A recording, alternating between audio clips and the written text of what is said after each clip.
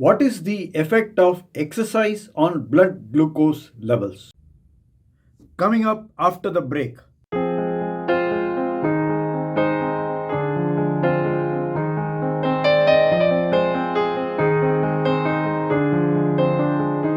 Hi, welcome back. I am Dr. A.K. Venkatachalam. I am an orthopedic surgeon in Chennai.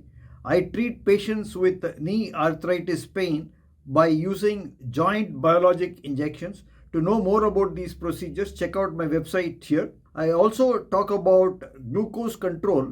Many of the patients presenting to me with knee pain also are obese, or they are suffering from chronic illnesses like diabetes, hypertension, and all that. One of the methods of lowering knee pain in the long term is weight reduction. Some of the patients are also diabetics, but diabetic patients are worried that if they exercise, their blood glucose levels can go up. How do you address the concerns of diabetic patients who are genuinely worried that exercise might lead to an increase in blood glucose levels and this might harm them instead of helping them?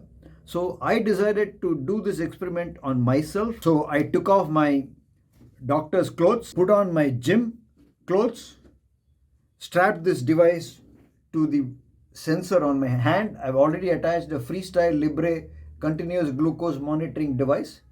Then I apply this sensor. This is the Bluecon Night Rider.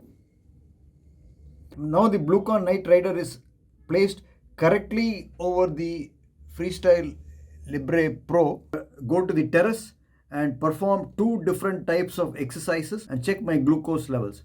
I will be using two tools here. One is this Bluecon Night Rider and the other is my smartphone which I'm recording with. I have got the Link Bluecon app on this, and this will get the readings from the Bluecon Night Rider. The Bluecon Night Rider has been placed over the Freestyle Libre Pro sensor. Let's do it. Are you wondering what impact exercise will have on your sugar levels? Well, let's check it out. Today I'm on the balcony and I'm going to do some physical training. I'm going to do some cardio by walking for around 15 minutes. Then I will perform HIIT exercises. During activity, I'll be recording glucose levels with the Bluecon sensor. It has been placed over my Freestyle Libre Pro sensor, and the Bluecon is sending its readings to my smartwatch as well as my smartphone simultaneously, and so I'll be able to get the readings on both these devices. Since looking at the result on the watch is not a big deal, I can just click on it, go to the Link Bluecon app and get the readings straight away if I don't want any in-depth readings like my HbA1c and all that. All that can be seen on the phone. When you want to have an in-depth understanding, you go to the phone, go to the Link Bluecon app, go to the reports and scroll down and see your HbA1c, time in target, daily patterns and all that. We are going to check the glucose readings on both these devices. So this is my glucose reading at 8:57 a.m. prior to exercise. It is 116 milligram per deciliter. I have not had any breakfast. I just had a morning coffee. And now I am on my terrace. You can do exercises wherever you want, but it is better to do it regularly in order to get stable glucose levels and burn your excess body fat. And it is also 116 milligram. So I'm going to now start walking, and I will show you the result of exercise. First I'm going to do a 15-minute brisk walk. Here we go.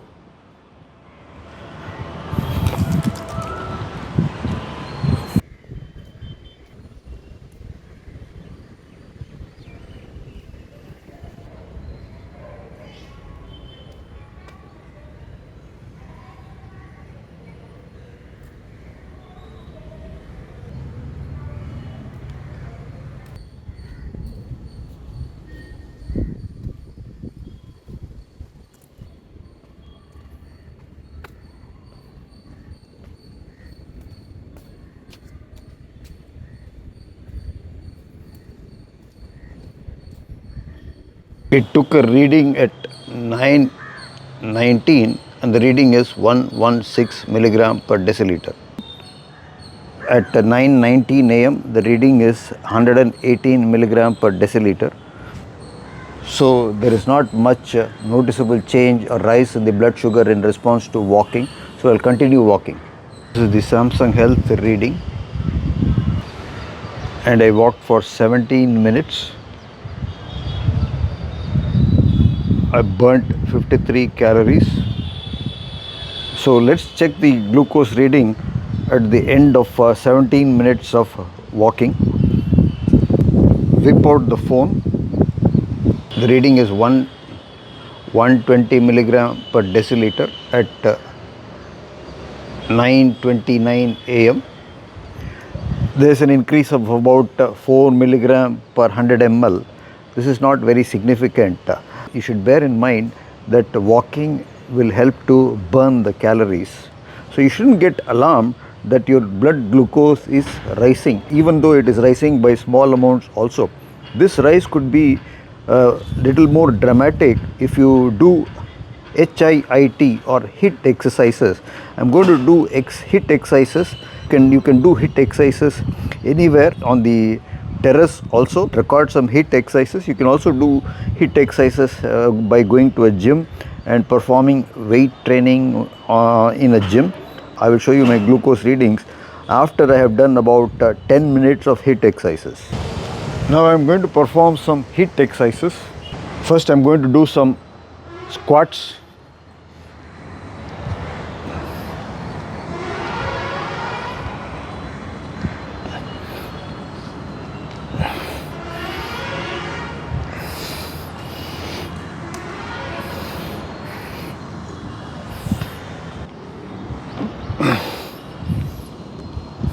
While doing squats, your thighs should be parallel to the ground.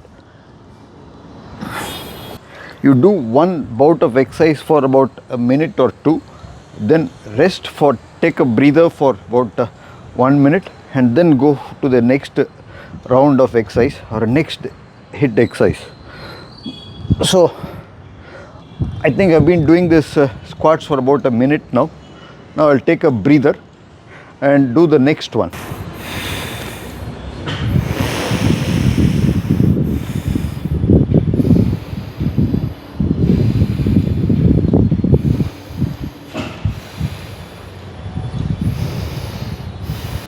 Do that for about 30 seconds and we can go on to the next HIIT exercise. So now I'm going to do high stepping.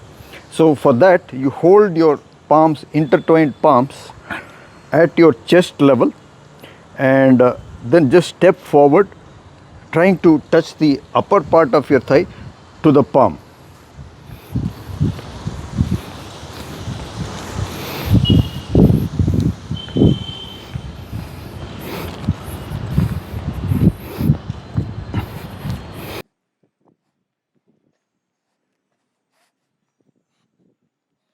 I've done that for a minute now.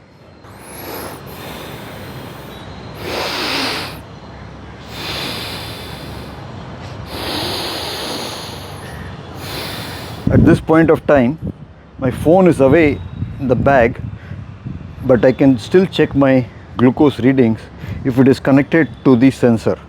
Here's an instance where your phone is away, but you're still wearing the smartwatch, and you can get the glucose readings in the Link Bluecon app in the smartwatch. This is a Galaxy 4 smartwatch.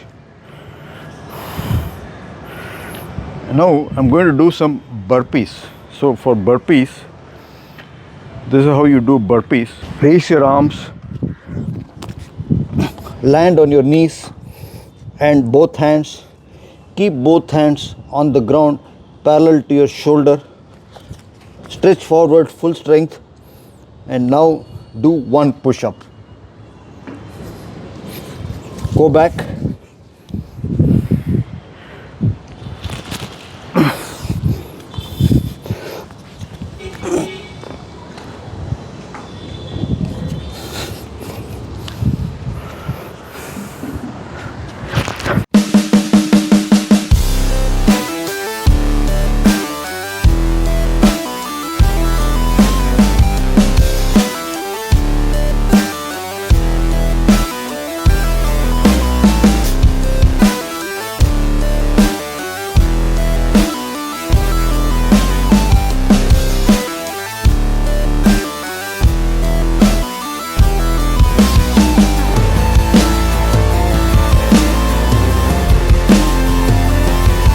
the muscles are lacking in oxygen, and that is why I'm taking deep breaths to get more oxygen inside my system.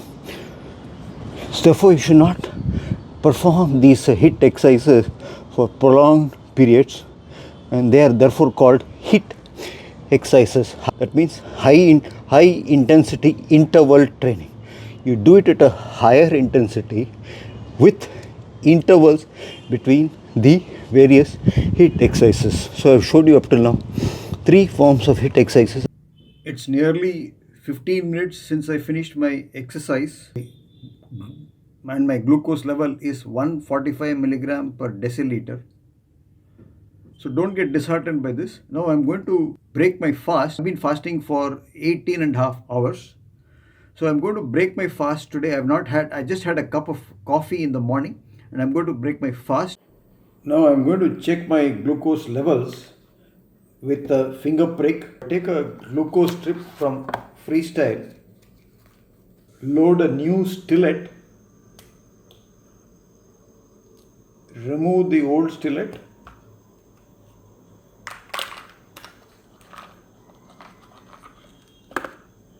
load a new stillet,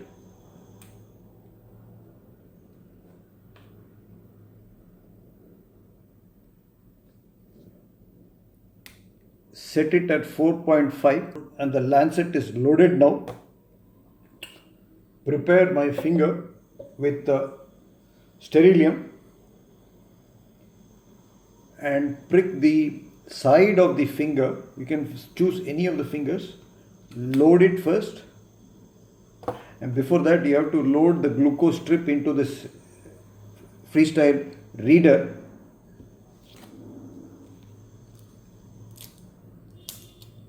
Remember, I have not had my breakfast yet.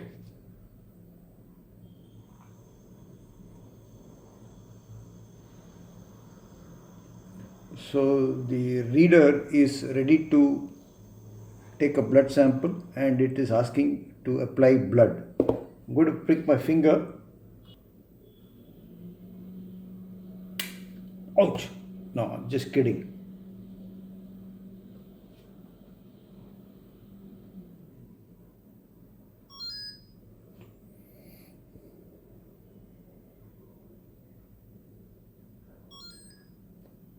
So you can see my reading is 119. So this is what I started off with before I started my exercise.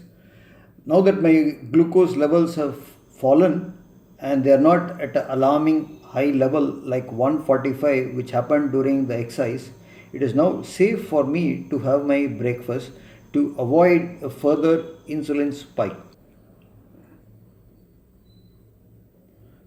The Link Glucon app didn't collect my glucose readings, and it's waiting for the glucose readings to come. So when you are in doubt about the glucose readings on the Link Glucon app, it is better to check it with a glucometer for decisions about timing of breakfast, timing of drugs and all that, and not rely on it for treatment decisions like timing of medicines. So as you can see, the Link Glucon app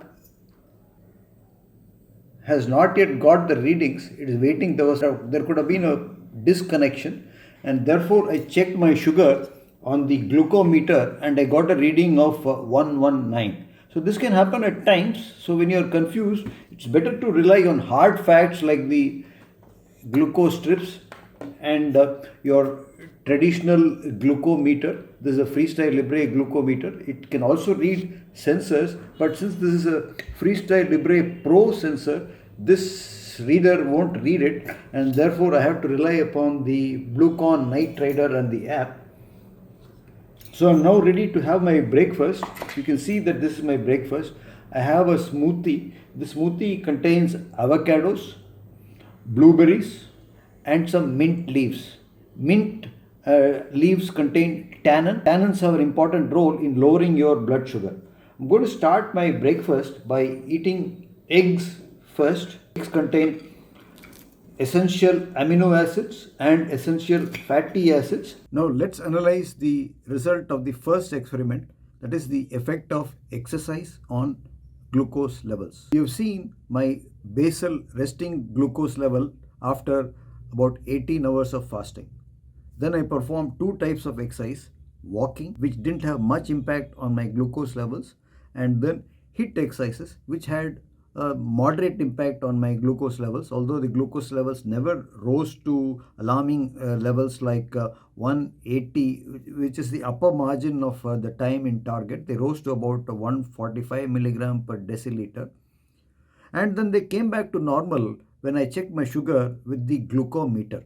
So this conclusively proves that exercise can have a short-term effect of raising your blood glucose levels, but this is only in the short term. It will come down to normal, and you don't have to be worried about it, because in the long term, exercise leads to liberation of growth hormone, and growth hormone is a fat burning hormone.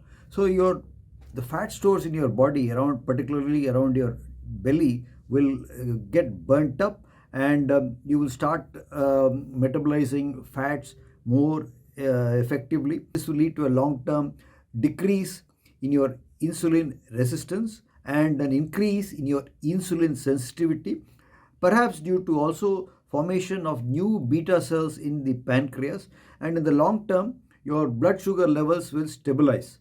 A stabilization of blood sugar levels will have domino effects on the other aspects of your health. You will lose weight, and when you lose weight, there will be less load on your knees. Inflammation resulting from obesity, which was a precipitating factor for exacerbation of knee arthritis, will get reduced. You will experience a reduction in the knee pain. And with the combination of exercise, lowering of obesity, joint biologic injections, your quality of life is bound to improve, and you can postpone or avoid a total knee replacement in the long run. Thus, exercise will have a very long-term beneficial effect on your joint pain from osteoarthritis. So if you found this video informative, share it with your friends, subscribe to my channel, and press the bell icon to receive notifications. I'll see you in the next video. Cheers.